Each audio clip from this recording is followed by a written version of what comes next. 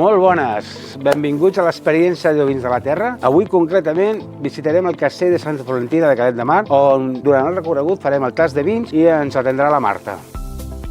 Per nosaltres, fer país, sobretot, és gaudir del que tenim a casa. De ser conscients del que tenim, fer-lo arribar a la gent i fer-lo valorar.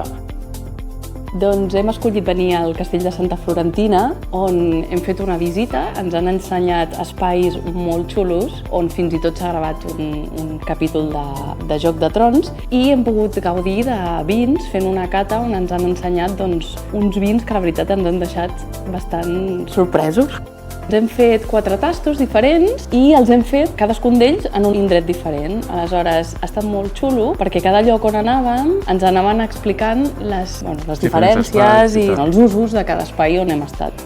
Realment l'espai és incomparable, aquest espai d'aquest castell de Santa Florentina és un espai impressionant. No m'estranya que s'hagi escollit no només per Joc de Trons, sinó per moltes més pel·lícules i sèries. I després aquests vins que s'han elaborat per ells mateixos són realment espectaculars, són molt bons. I l'experiència d'aquests vins meravellosos en aquest espai és increïble, sincerament.